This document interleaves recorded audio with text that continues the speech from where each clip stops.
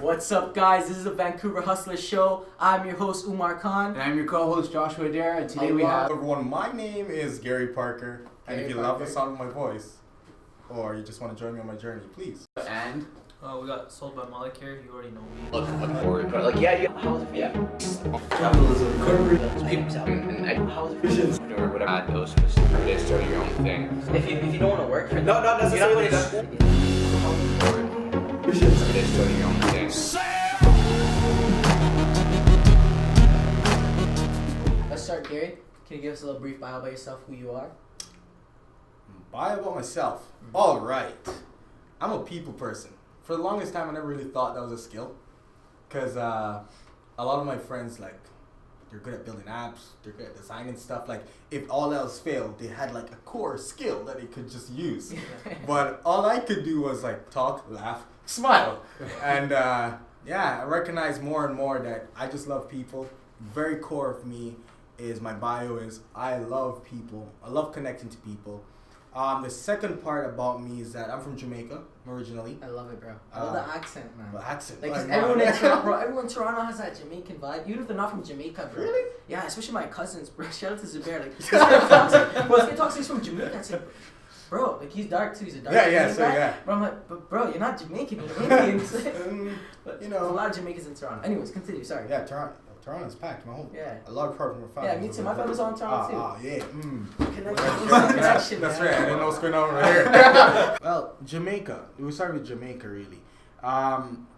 Because I grew up in Jamaica, it was a classist society, meaning that in Jamaica, there's a mountain that runs directly in the middle, and as you're on the top of the hill, it's very rich, and as you go down, it's not so rich. You know what I'm saying, Paul? Same vibe in India. All right, cool. And so because of that, I was very aware that of the class distribution, and that those with money could do things that people without money couldn't. Yeah. That being said, my parents did so much for me. They made sure that I went into one of the top schools in Jamaica, and super grateful for that. It was really hard at first, and I wanted to leave.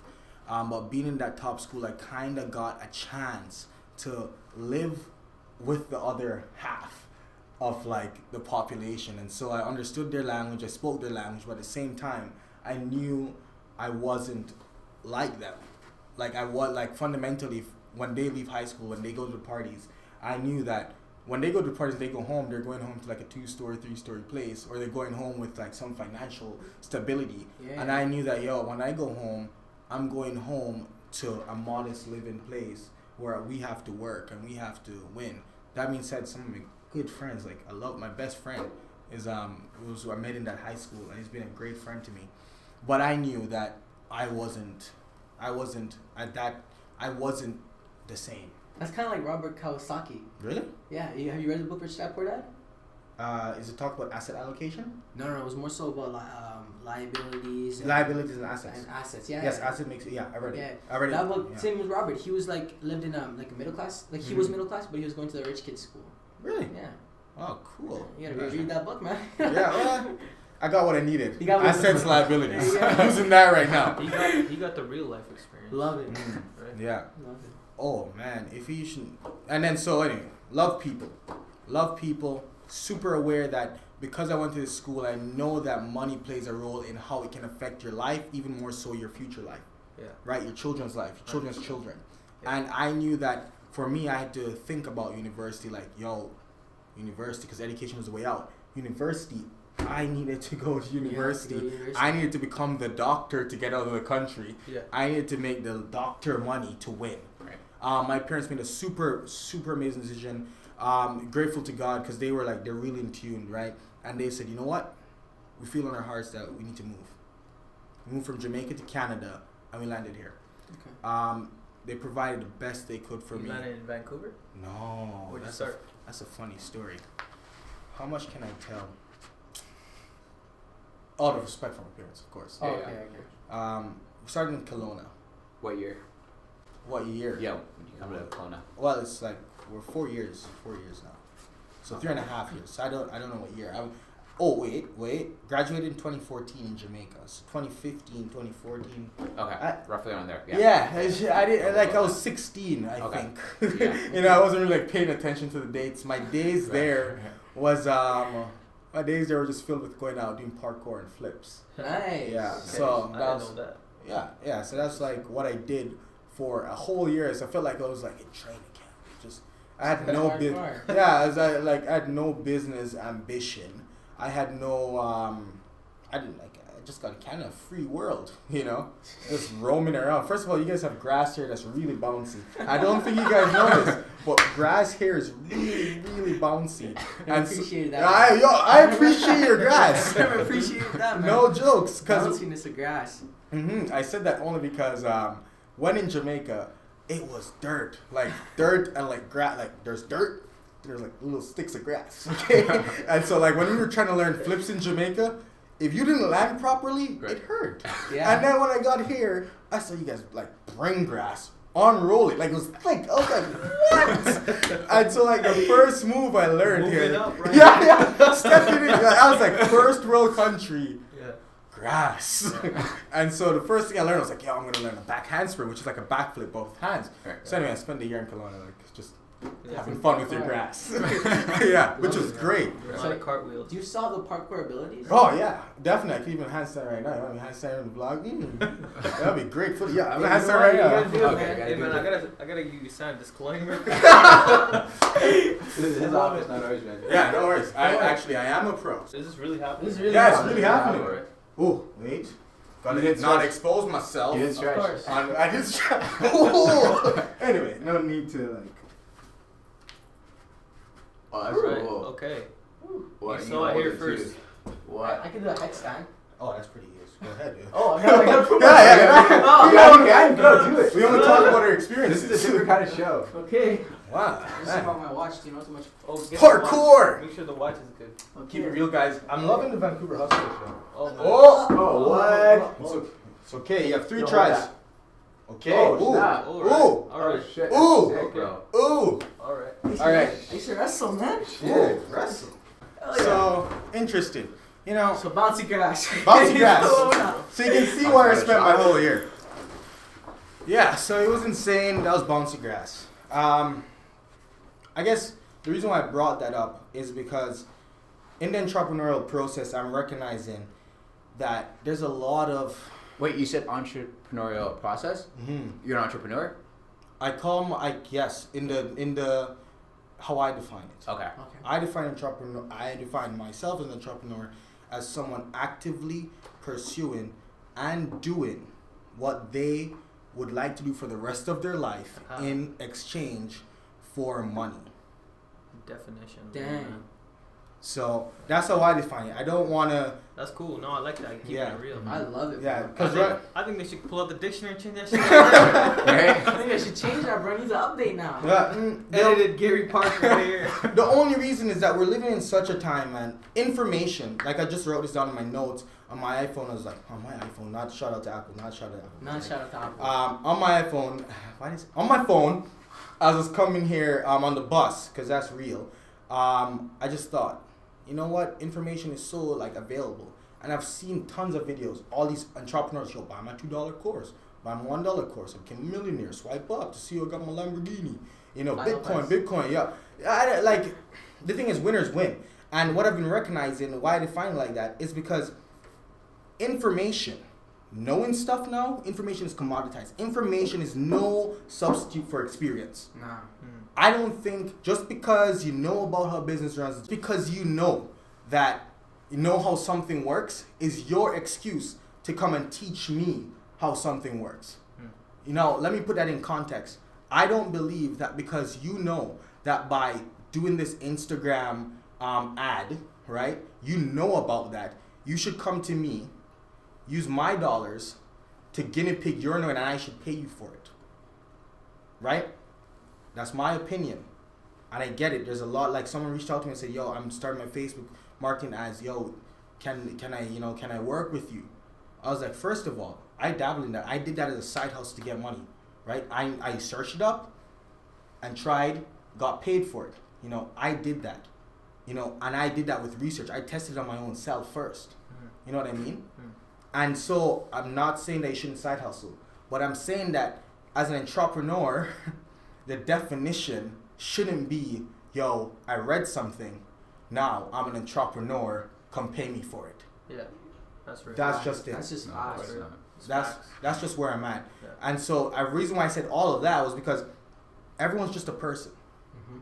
No matter how we come here and we sit down like, yo, Vancouver hustlers, we talking, we business this. Nah, bro, we're just people. Yeah. You know, and you guys, you're gonna recognize it as you just continue on doing. There's gonna come a point. I mean just like you're gonna be videoing here one day. You're gonna be looking at the footage. You're gonna look at the time you're putting in. You're like, wait, there's no dollars. I'm not selling any ad space. When someone's not asking to be on the show, you're not product placement position on the front. You know, when you're gonna recognize there's no dollars yet. You know, there's no dollars coming yet. You can't even see the dollars. You're gonna be like, oh, should we tweak? Should we change? And legitimately, the whole thing is, you know, I didn't even know where we're going that. But listen, the whole thing is, the whole thing is, man, we're just people. Yeah. Every person that you interact with here, it's about creating an experience. Of course. And when you create an experience, I know, okay, so someone, let's see how this works. Does someone I know want to sit on video, right? What if I could bring in like some top guy, like a law firm just out there that I was talking to, just comes here and says, you know what, I want to leave some knowledge behind. Because I was talking to Can the other day, like you mentioned in the beginning. He said, listen, just do your life. I was like, yeah, bro. It was like a real effort, like affirming. I was like, yeah, he's 26 now, 20 something. He was like saying, yeah, man, I've done all this stuff. Now I'm just taking pictures and showing it. I was like, yeah, just do. You know, and I'm so passionate that at the end of the day, we're all just people. We're all just doing something we love to do, or doing something that some people, if you're being straight up, some people just chasing the money. Right? Money's important. Like I said, I grew up in Jamaica class society. You need money to impact future generations. But for those of us who are entrepreneurs with a purpose driven, the money doesn't come first. Of course. So that's just like, I don't know where that rant came from, but let's keep it real. It's awesome, dude. We like that. Yeah, and that's we talk about that all the time, almost every day. Like we know the money's not gonna come. We're just sharing people that have a grind and a story, and we're just giving back value and knowledge to anybody that wants to watch. And the cool part is, right? Yeah. You've been through like Jamaica, you know, the bouncy grass and stuff, right? We didn't go through that because we weren't in Jamaica. Exactly. Or we didn't see we saw like bouncy grass, but it wasn't bouncy for us, right? But now that we see it from your perspective, we're like, you know, everyone has a different story. Right. You can't find two people in the entire world that are gonna have the exact same story. That's so true. It's a learning process for us. Exactly. We get to meet and people. we're sharing. A little backstory about me. I'm not even from BC. I grew up. I was born and raised in Toronto, Ontario. Well, Pickering, Ontario, which is a city outside Toronto. Right. And I moved out here for school. No one. This is my outlet of not only do I get to socialize, but I get to learn, get to meet people. And after this 1 hour podcast, we're gonna have a personal connection. You know, we might be texting back and forth now. So it's such a cool journey, 100%. Right? And my broski Josh, this guy's like my brother now. Yeah. So it's like we met each other cool. 4 months ago. 4 months ago, man. Right, just because he came up and said hello. Yeah. That's it. So time is relative, man. 100%. Time is relative. 100%. Just because. Why am I talking like I know stuff? What all I'm saying is that I recognize that communication just speeds everything up. 4 months, 30 years ago, was like the amount of things you can know about someone 4 months now is a lifetime. Back 4 months, 20 years ago, couldn't learn nothing. 4 months is like 2 days now. 4 months, 20 years ago is the information. Like 4 months now would take you like 4 years, 20 years ago to learn the same amount of information we have now. Yeah. Let me throw some experience with that. 4 months, 1 day, I want to find a prospective client. I can't say the name yet because the deal hasn't closed. Yeah. But basically, restaurant. All right. Not a small one. I said, yo, I heard the name. I need to find out everything because I don't want to go in unprepared. Yeah. I searched the name up. Yeah. Google. Oh, found the website. Oh, wait. They have like 16 or so branches. Wait a second. Okay. I need to track who's a common person in all these photos. Maybe they're the owner. Yeah. Started tracking that. So wait a second. They have like 15 different Instagram pages for all their branches.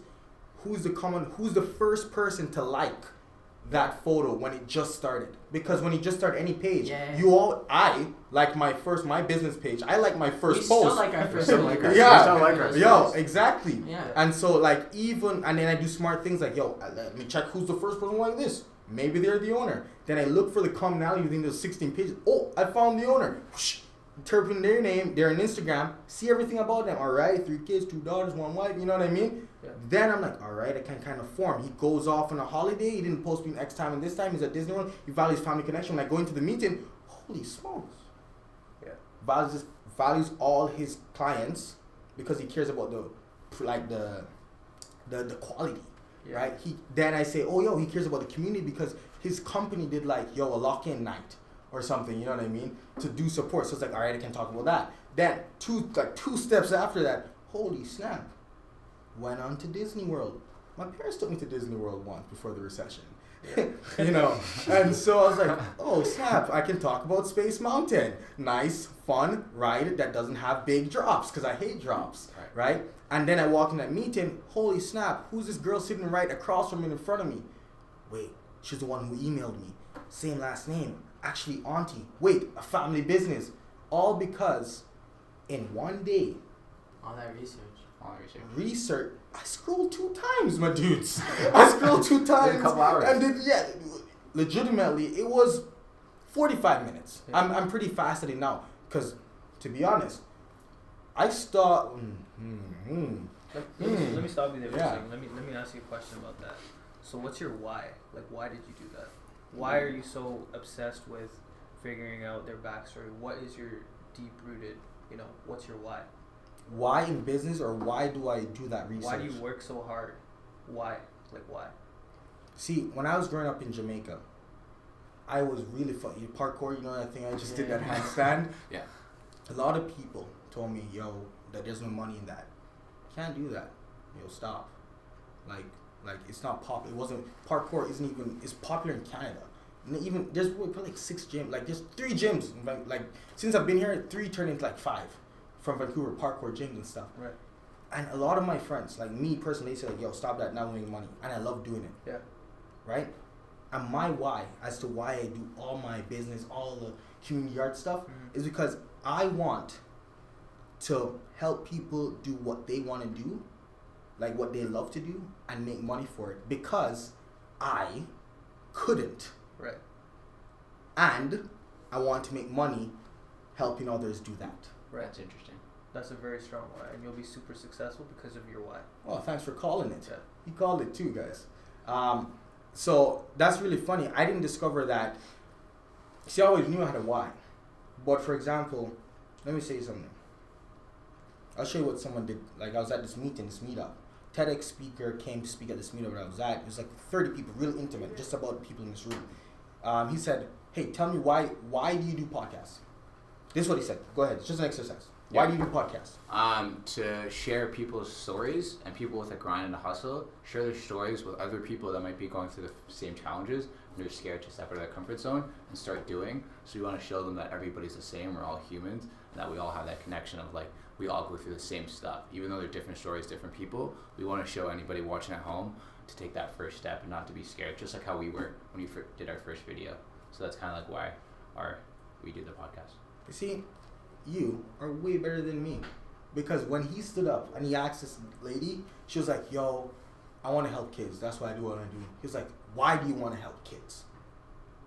So you give it then script that away. You want to help kids? Why? Stripped down 50, 6 questions later. Yeah. Try not to exaggerate. 6 questions later, it finally came to when she was a kid, she was this and that and this and that. Mm-hmm. And that's why. Yeah. Many people always I want to sell these phone cases and help some people in poverty in lower countries because I want to help the world. Right. No, bro. Yeah. Tell me why. He stripped it out straight down. I was like, all right, good. Cut through it. And so, we were talking about the clients, we use that for the clients. But, in just a journey, I would love that all my clients, we can hey, how's it going, blah, blah, blah. But what I've recognized, my first client was like that. My second client was like that. My third client Wasn't like that. Basically what happened one day is I got to a presentation with 13 clinics in like the whole area, okay? And so this is some knowledge. Like, let me drop some facts. Some facts here. How did I get to that presentation with 13 clinics? I did a cold email. Sorry, I did a cold walk-in. Sorry, even before I Googled the clinic, found out the managing whatever, emailed her, said I stopped by because I did, just to see what the place was like. Could they even use artwork? Let me check. As I recognized, hey, there's a couple pieces on your walls already. I don't know if you'd like one more. She said, you know, our doctors manage like the office, but because I was super nice, she said, but I have a meeting with all the other clinics, right? And that conversation happened 2 weeks in email. Emails are super slow. Yeah, they are. Slow. Like the average wait time you should wait is like 7 days. Even right now, I'm trying to sell a 7 piece. days? Set like a week Dang. to 2 weeks is like appropriate, not to pressure an email, right? And that's just like in the like email world. Yeah. And so even right now, side note, I'm waiting on, like I sent an email last week, Tuesday, for like a $350 like just art custom thing, and I'm waiting till next week. I was gonna call her today, but I'm waiting till next week to actually call her. This is worse than Canada Post, man. Hmm? It's worse than Canada Post. Yeah, well, I can see in your face you don't like that. Well, the Why, thing why is, though? Like, why do you wait? so here's the thing. I understand that you're saying that, you know, the email, but do you think that that's yourself, that the way you think, or is that, you know, something that you're limiting yourself, or is that something that's factual that you've seen happen? I think the reason why I wait is because I put myself in their shoes. Respect. Right. For example, say someone sent me, there's a guy who messaged me today at like 5. Yeah. I tried my best to get back. I got back to him at 12. Yeah. Right? But if he messaged me 7, 8, 10, Yeah. you know, and it's just calling, you know, like I need to answer, he's annoying. Yeah.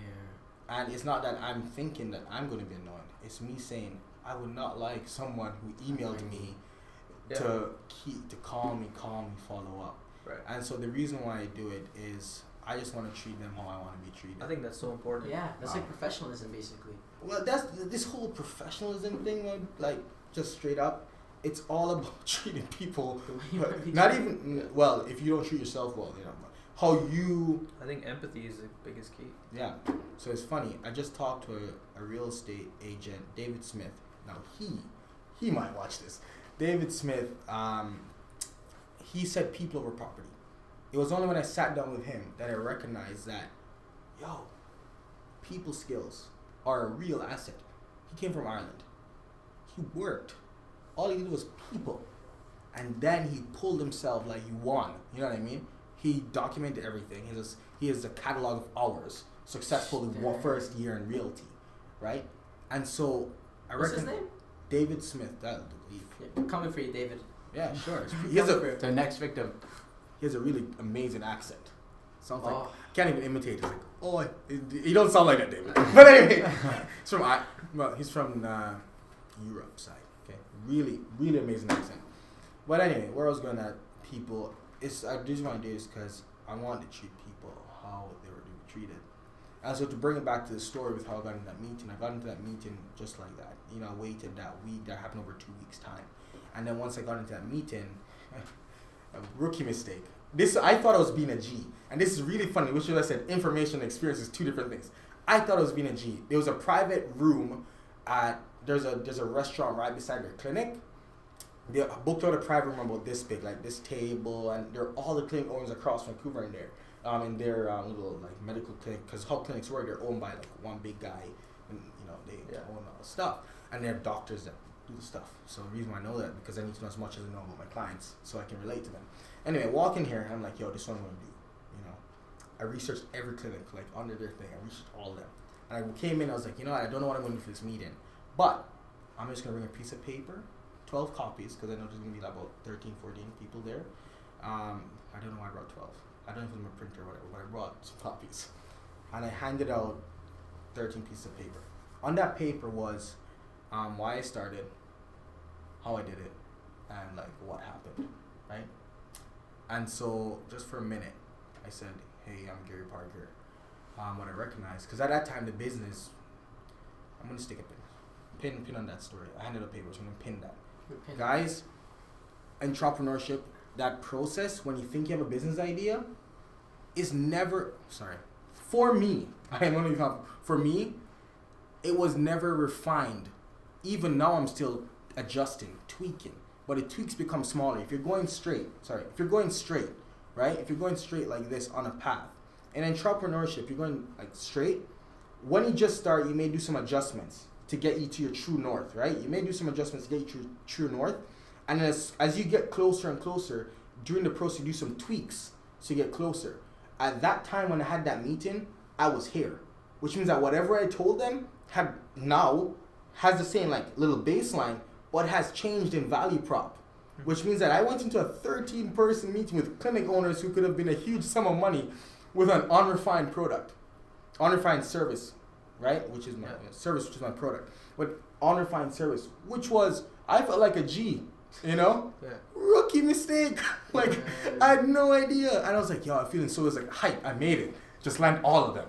You know what I mean? And I'm great, right? And anyway, so back to the story. Oh, the reason why I said all of that is because, please, just do. The reason why, do it. Even if you're not there yet, looking back at what I did, I would do it again. Only reason is, now I have the experience. But hey, it sucks. 13 people know me as something else than they should have, right? The story did end well, so I'll get back to the story. So interesting, walking there, hand on this piece of paper. Papers. You know, these guys read, I go up there, I'm like, hello everyone, my name is Gary Parker. You see that voice, Gary Parker? I've said that phrase a lot of times, like a lot. For the past 4 months, I did a vlog, like a video audio podcast, all the way.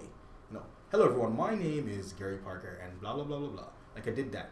So I went in there and I refined that statement, no hiccups. And I said, you know, I just want to tell you guys about my why.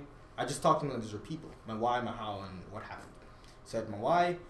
I want to help high schoolers at the time to get their work out there. Because 2 girls said, yo, I can't make any money doing art. I'll become a nurse instead. I was like, hold up, Jamaica, third world problem, first world country. I'm going to fix that. So I took only $20, immigrant, only at $20. Spent it, did a Facebook video giveaway. I gave away my $20. Let's make that very clear. At only $20, I gave it away. Asked my friend who was in the videography class with me, hey, can you video me walking around and doing this thing? Did that video, got in under 48 hours I got over 2,000 views. People and like 200 something likes, biggest I've ever gotten. All organic, no boostings. At that time Facebook allowed you to boost your own profile things. You guys remember that? Facebook used to allow you to boost your own profile videos. I knew that. Anyway, I couldn't boost it, I didn't have the money. I spent my $20 to get a gift card. I didn't tell them how much the gift card was because I didn't want them to know that it was only $20. Who's going to enter a giveaway for $20? Right? So I was like, oh yeah. Whoosh. Didn't tell them how much. 2,000 views under 48 hours. Push comes to shove. I recognize these local artists found there as hope. Got some entries, got some submissions. Actually, I chased down those first submissions. I was like, hey, you're an artist. Hey, just submit your work. Right? Because I was the only guy behind it. I was like, yo, just submit your work. I just want a good story. Someone needs to win. Mm-hmm. Right? I chased those people down. Push comes to shove. Fast forward like 1 month after that video came out, and then it's just the announcing winners videos. Got the principal there. I hit the Langley Times, which is a local newspaper in the area. Funny story, I didn't hit the Langley Times. I walked. My friend drove me, Katie, forever grateful. She drove me. She's been a big help during the company building and growing stage. Even today, she runs the Instagram page. She drove me down. I was like, yo, we're going to Langley Times. That's what I said to her. We're going to Langley Times. She drove me there. We stopped there. I was like, how do you even get in a newspaper? You know, like I had no idea. I was like, I walked in. I said, I have a story. Would you be interested in a high school student who like reached this much people, did this for a high school artist, blah, blah, blah. Instantly, her name was Miranda Gathercole. She sat down with me. I told her my story. 1 week, 2 weeks later, she published in the Langley Times. All of a sudden, that Langley Times is distributed to like X people in our neighborhood. I'd moved from a high school kid with a video camera. It wasn't the Langley Times. Again, felt like it was big stuff. No, rookie mistake. Yeah. Langley Times doesn't guarantee anything. It looks good for accolades, but it doesn't bring you any people to buy your service. 100%. Right. Anyway. Give you exposure, but good publicity though, right? Oh, it was great. Makes your mom proud? Yeah. Put it on the fridge? Honestly though, I think more so that story you tell me is more so a learning experience for yourself. Because I like the things that you say that, you know, just go out and do. Yeah. Like that example where you said that, you know, you kind of failed, but you actually did it because you learned from that. You quote and you say a rookie mistake, but Yeah. now you don't make those same mistakes. Yeah. Right? So you're winning. Yeah, overall. my friend Jeremy Becker, he said to me, the reason why, like, I was like, yo, why are you up? Like, we always work late. He's a coder, right? And he's an entrepreneur, super nice guy. If you guys should ever have him, he's super down into these podcasts. He's a really amazing guy. Who is it? Jeremy Becker, CEO of MedConnect. Look him up on Instagram. Okay. Maybe you can shut him out after because we have this whole thing. Explain it. We'll explain We'll it now. explain it then. Yeah, keep going. Okay. Yeah. Okay. So funny thing is, Jeremy said this. He said, "Yo, I would if you work 10,000 hours. That's like 10,000 hours.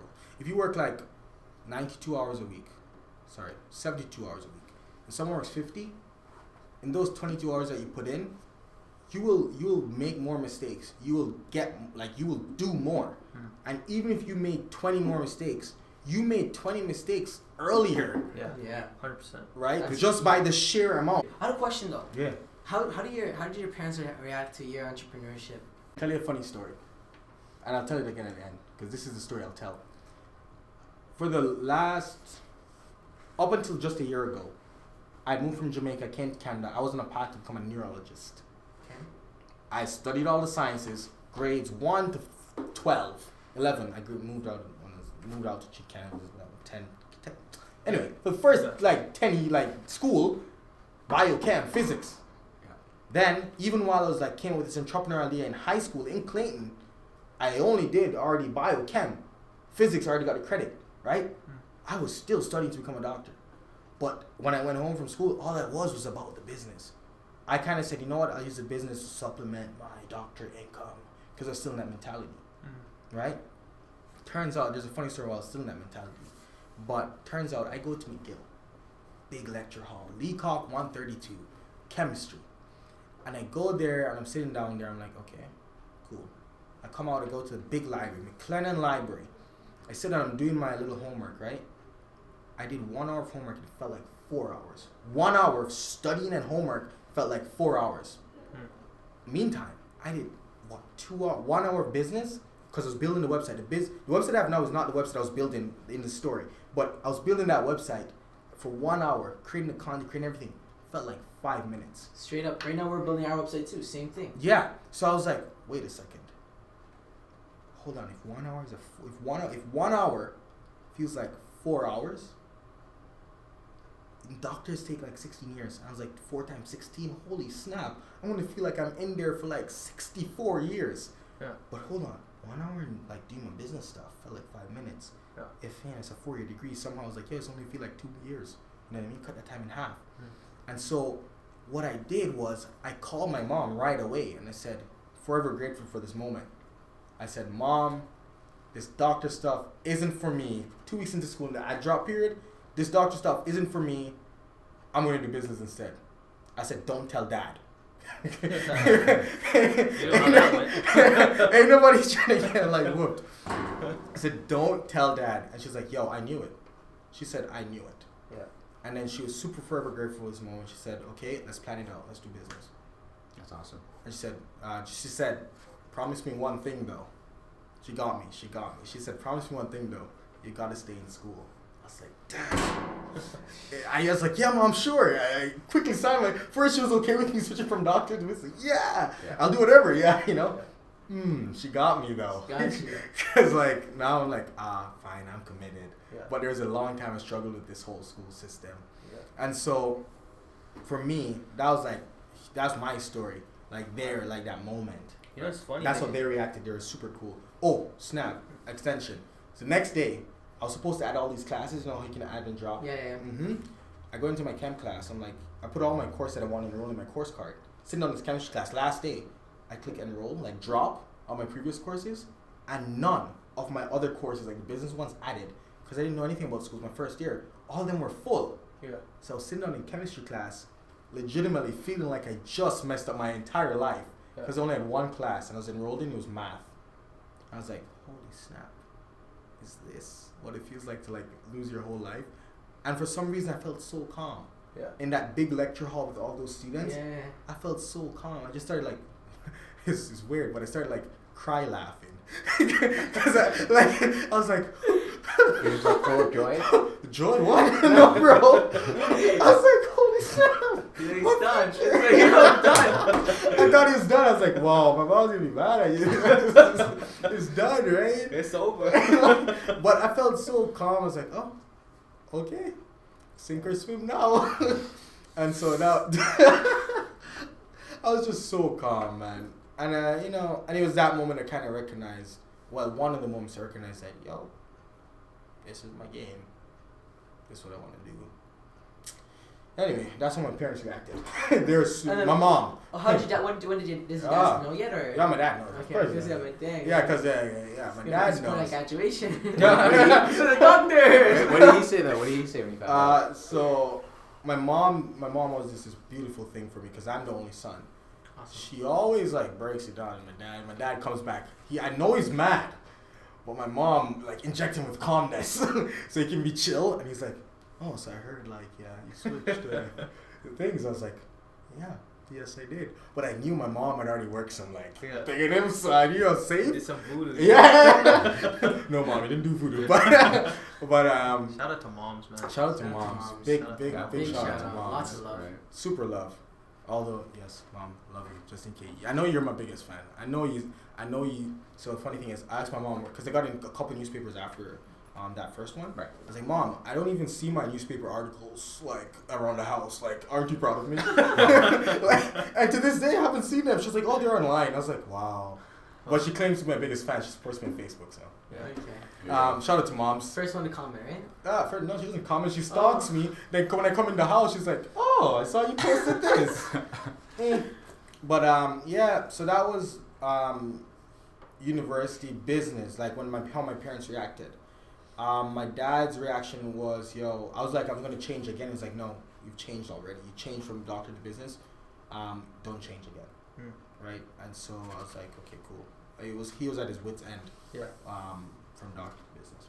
And so that's how my parents reacted. Super grateful for that. Yeah, worry. And okay, so I understand why you're doing the art thing, but why art? Bro, it's not why art. It's I have, first of all, parkour is an art, right? Yeah. I've super empathy for the arts, right? Just because of what happened to me. Mm-hmm. Yeah. But I was never like a wine and cheese art guy. I knew nothing about the art world. It wasn't that I was super in love with art. Yeah. It was just that when I went to the library one day, there was two girls sitting down and they said, "Yo, I can't do art. It won't make any money. I'm just gonna become a nurse instead." I peeped over. Their artwork was amazing. I was like, "Shoot, need to fix this." Yeah. And then it was like, okay, I got $20. Do that So story. was that the moment in the library where you're like, okay, you know what, I could monetize this and show them a way and kind of solve their problem at the same time? You just wanted to help them though, right? That's all you wanted. Yeah, I didn't even think of, like that first time. I didn't think about money. Right. It was more like, yo, Fixing the problem. You just want to help them. You see, I've not. You had a flashback. You were like, I remember those times that people told me I couldn't do parkour. It hit me in my heart. Yeah. Right? I wouldn't say like I got a flashback, but it hit me because I knew what that felt like for someone to put aside their dreams to become practicality. Because I was doing that. I was becoming the neurologist here, right? And so I was like, yo, gotta fix this. And monetization didn't really come until real monetization didn't come until I was at this art. You guys, there's a little gaps in the story, but I was at this I was at this home warming party for a gallery, the Surrey Art Gallery. My friend in high school saw that video that got 3,000 under 24 hours. Said my mom's an art gallery coordinator and stuff. Would love for you to come to her housewarming party and meet the rich people there that could possibly help you. Thank you, Paige. You're so amazing. She invited me to this housewarming party. I went with a little template of that website. And I went there in a suit and a tie. Everyone was car keys and chill. But I had no idea. I was a kid. I always suit up. It's better to be overdressed than underdressed. 100%. 100%. Always. Facts. Just if I should say one thing, always. So I walk in there, and this guy is bald. Hey, Corbin. Mr. Chivers at the time. He's bald and he's just sitting down with a beer in his hand. I'm there and I'm like, telling him the story. I got 2,000 on the blah blah blah. He's like, that's cheap marketing. He says he's spending tens of thousands just to achieve results like this. When he said the words cheap and marketing, I was like, all right, let's do business.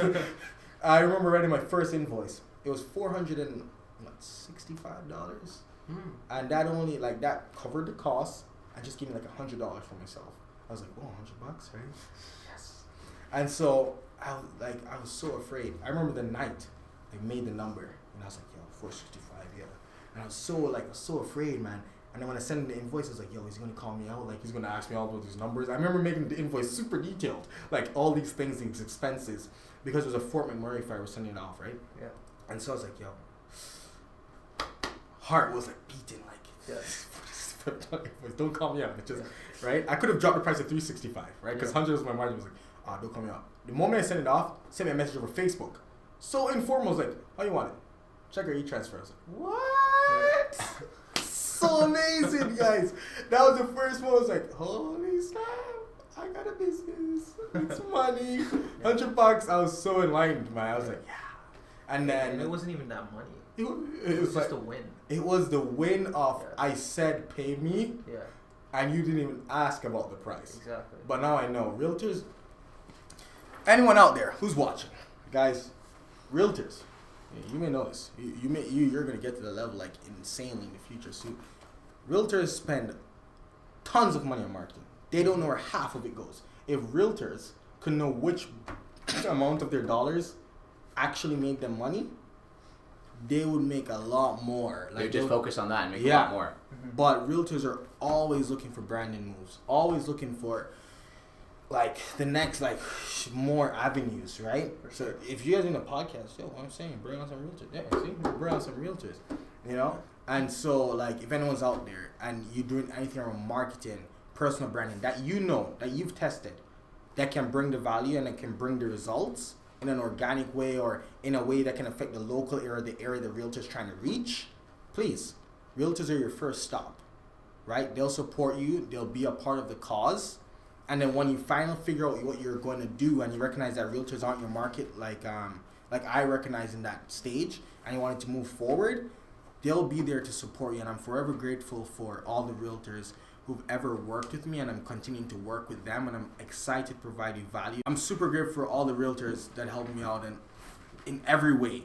And that rookie kid they gave a shot, he finally did some stuff, got some experience, and is now able to actually provide value. So I'm coming back to pay it forward and actually help you guys. So give me some time, I'll get you. How did we meet? Honestly, I don't know if you've read the book called Crushing It. Yes. So I'm a really big follower of Gary Vaynerchuk. Right. Shout out to Gary V. That guy changed my life. He really showed me that it's actually a lot simpler than you might think, right?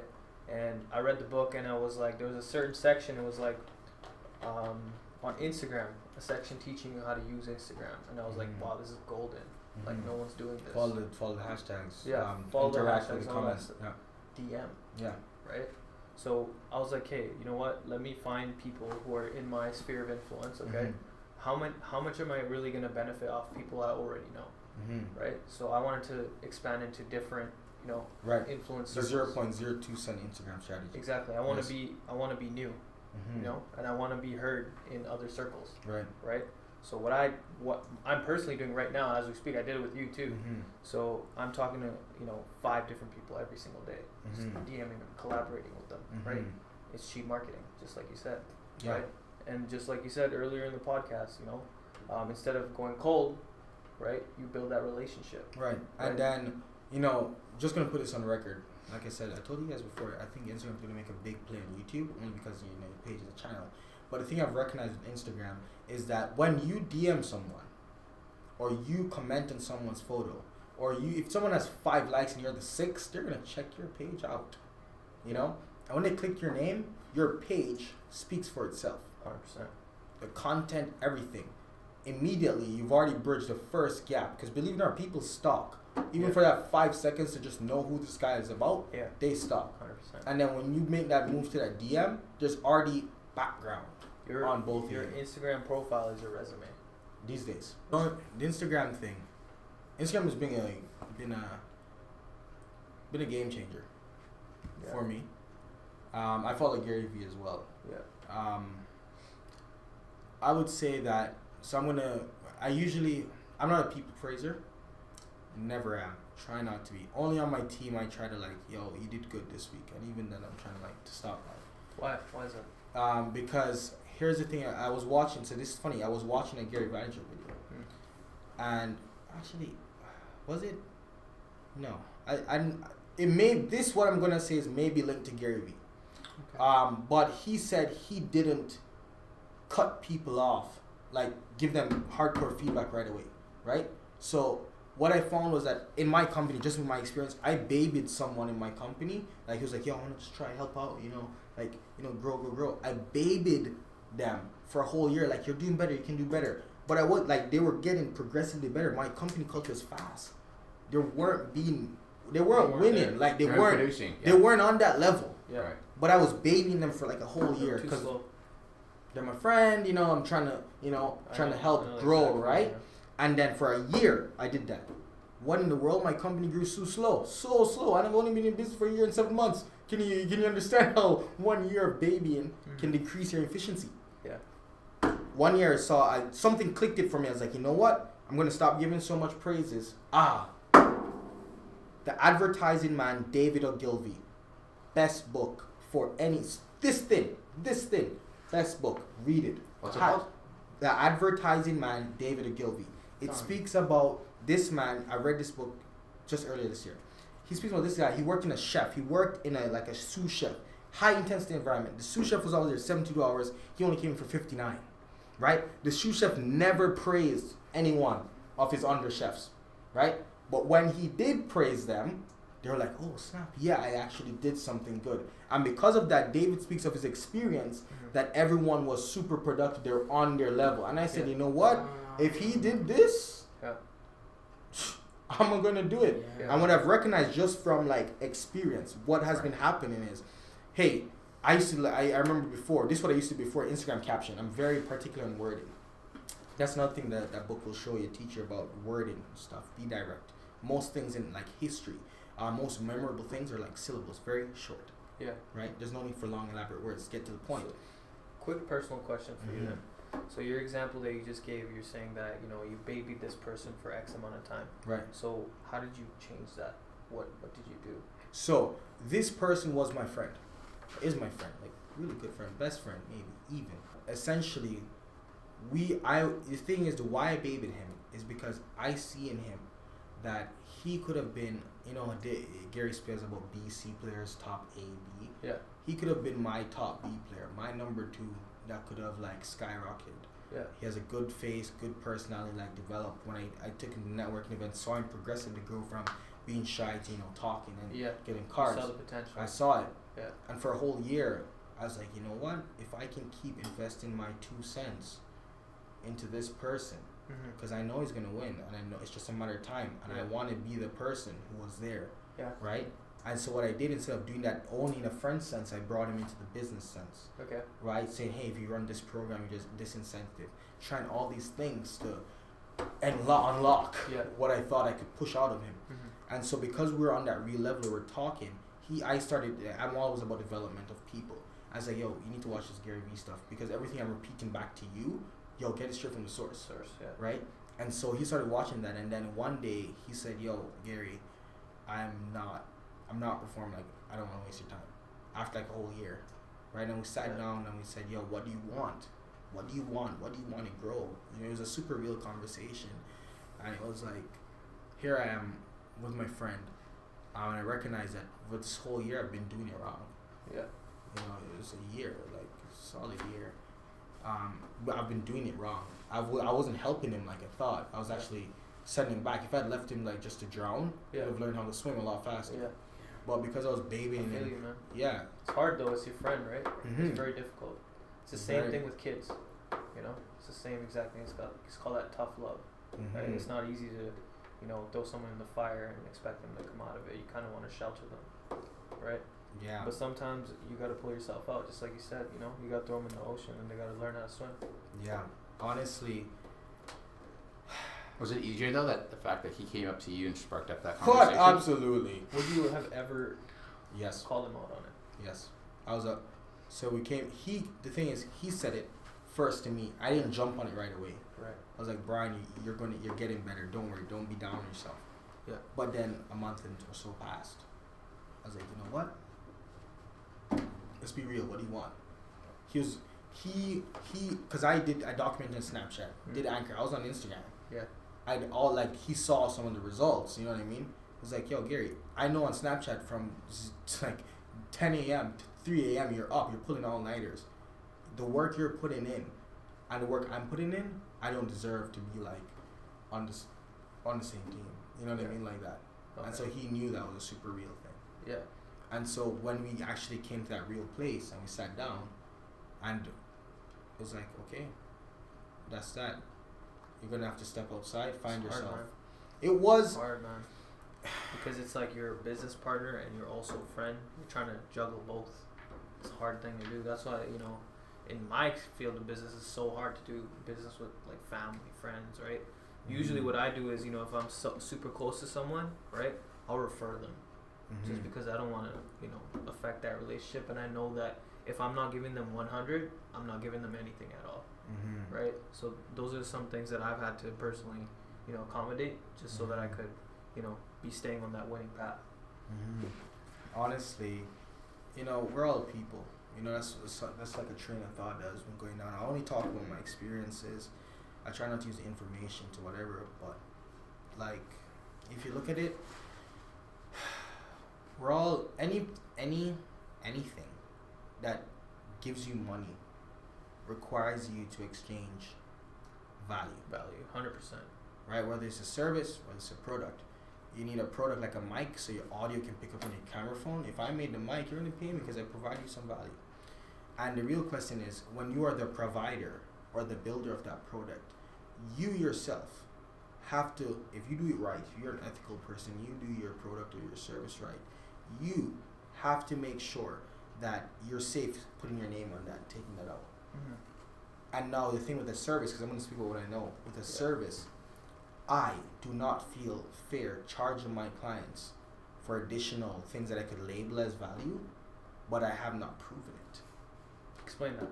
For example, I know that every time an artist takes a business takes a piece from my company, the artist posts about it on Instagram.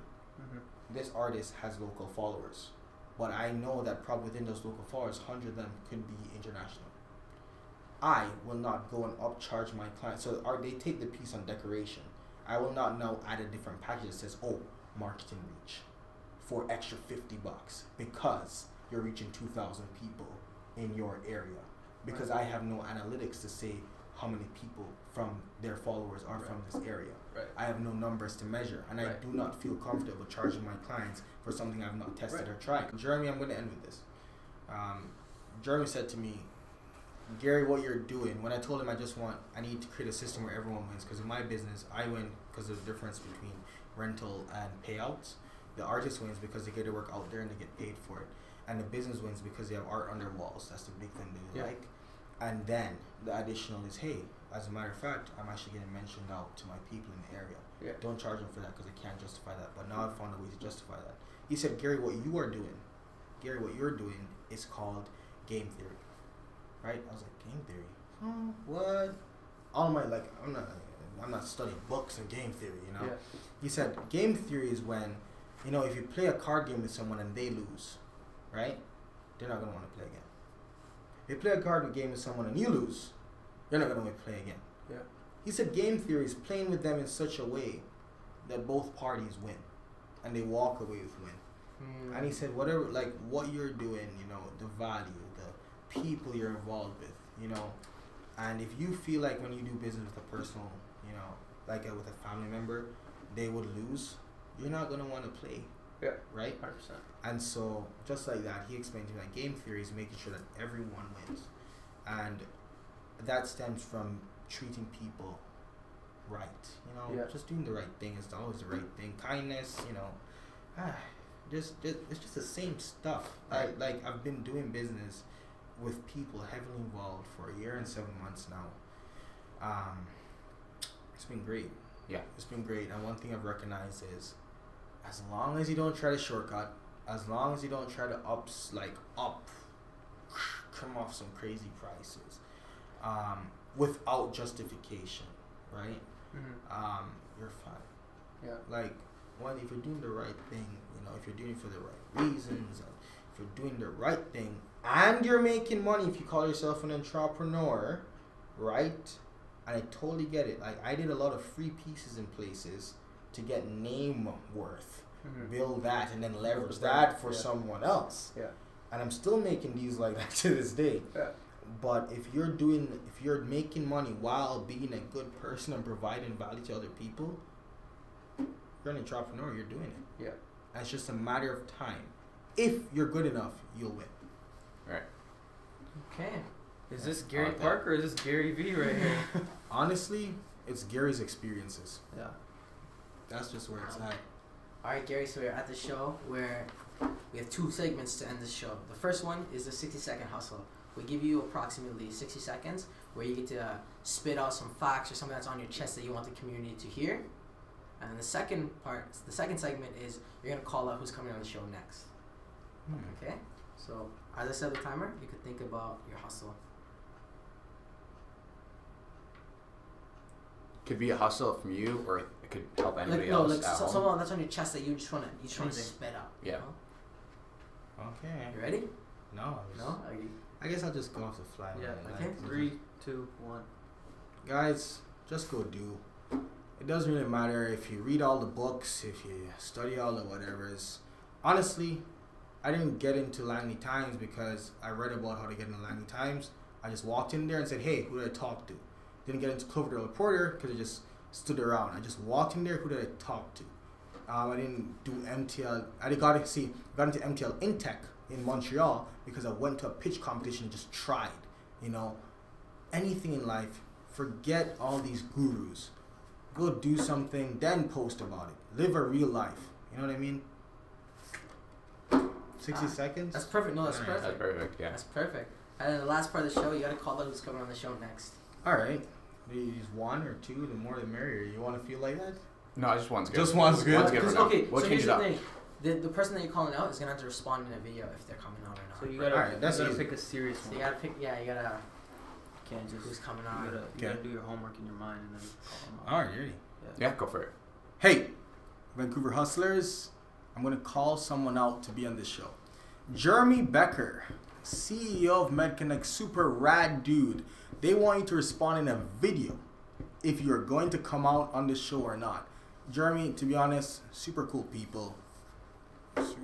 You'll do amazing. You just talk. Pretty chill and real. So get your thoughts out there, get it on record. That's what I did. Ooh. Let us know, Jeremy. You're next. Let us know, Jeremy. You're next. Awesome. And the show comes to a wrap. Thank you for watching, guys. Peace. Oh, Peace. wait. If you're a business or person watching this and you'd like a free art piece, use hashtag Vancouver Hustlers and I'll hook that up for you. So DM him, hashtag him. Vancouver Hustler. There you go. First Ooh. one. First one. Yeah, I'm not running a multi. One. I gotta do something for you guys. Awesome, bro. Appreciate that. Awesome. Awesome. Thanks for stopping by. Yeah, Peace. Every day starting your own thing.